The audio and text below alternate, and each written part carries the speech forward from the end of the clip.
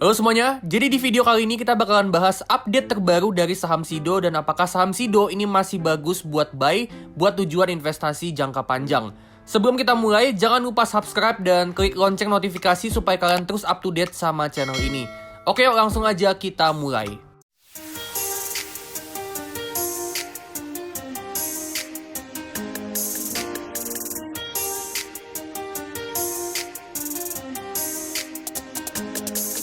Oke, pertama kita lihat dulu update terbaru dari Sido.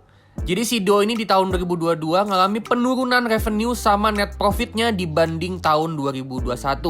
Dan ini yang pertama kalinya sejak 5 tahun terakhir.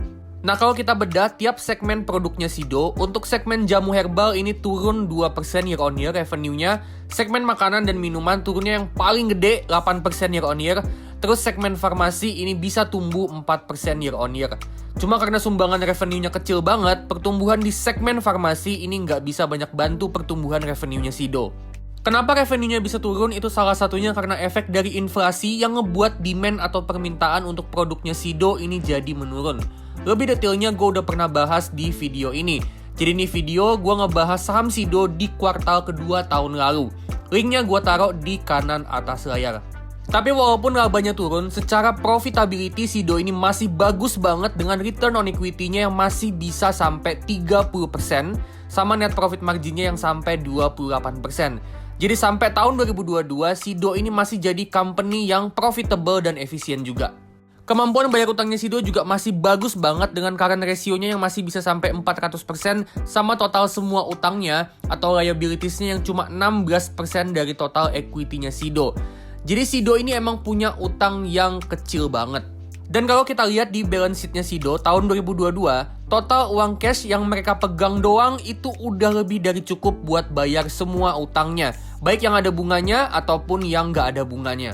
Ini pertanda yang bagus buat investor karena artinya Sido ini setelah dia lunasin semua utang-utangnya, Sido ini masih punya uang cash yang bisa dipakai buat ekspansi bisnis, ataupun bisa juga buat bagi dividen, ataupun bisa juga untuk buyback saham. Terus cash from operation sama free cash flow-nya juga masih positif selama 5 tahun terakhir. Dan ini pertanda bagus meskipun free cash flow-nya turun dari tahun 2021. Jadi Sido ini company yang nggak cuma bisa cetak laba bersih, tapi juga bisa cetak arus kas yang positif. Nah terus Sido ini ke depannya gimana? Jadi manajemen Sido ini proyeksiin untuk revenue sama profitnya bakalan tumbuh di atas 10% di tahun 2023. Dividen payout rasionya ada di 90%, sama mereka bakalan ngeluarin belanja modal atau capex itu 200 miliar di tahun 2023 buat ekspansi bisnisnya. Bicara soal ekspansi bisnis, Sido ini berencana buat terus promosi dan distribusiin produk-produknya untuk ningkatin brand awareness-nya masyarakat. Caranya mulai dari nambah distributor baru sampai lewat digital marketing sama jualan online.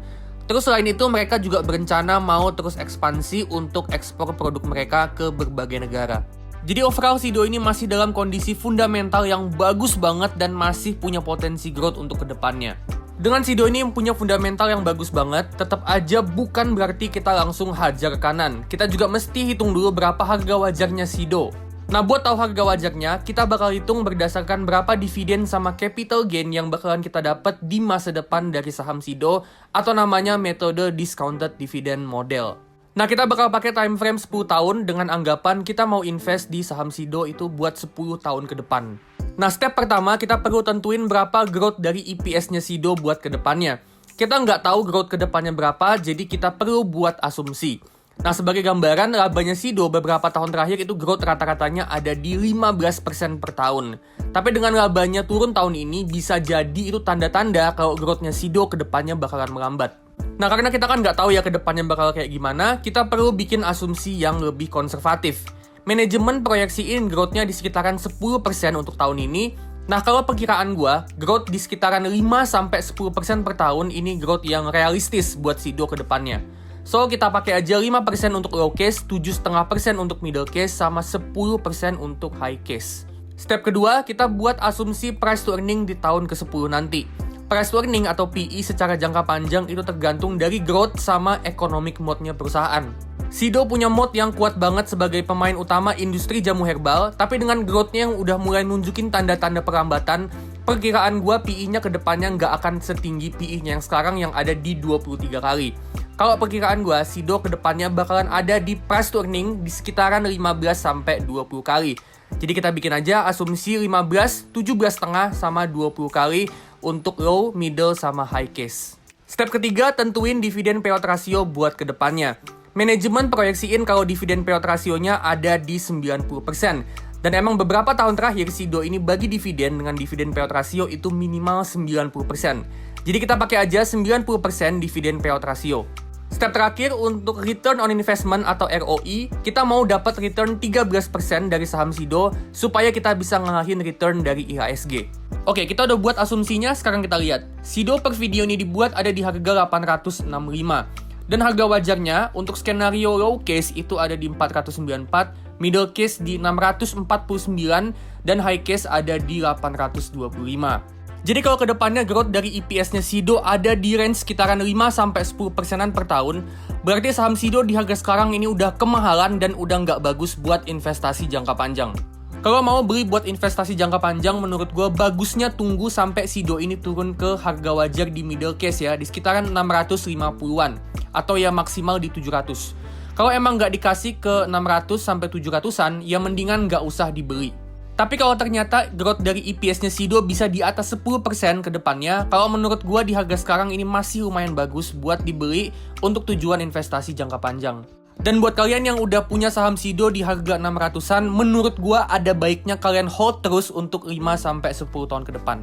Oke ya, sekian dulu konten tentang saham Sido. Kalau kalian suka, like, komen, dan subscribe, dan jangan lupa klik bel notifikasi.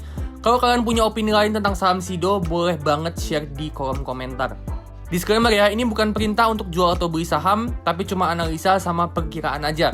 Keputusan di tangan masing-masing dan jangan lupa tetap do your own research. Oke, gue pamit dulu dan sampai ketemu di video selanjutnya.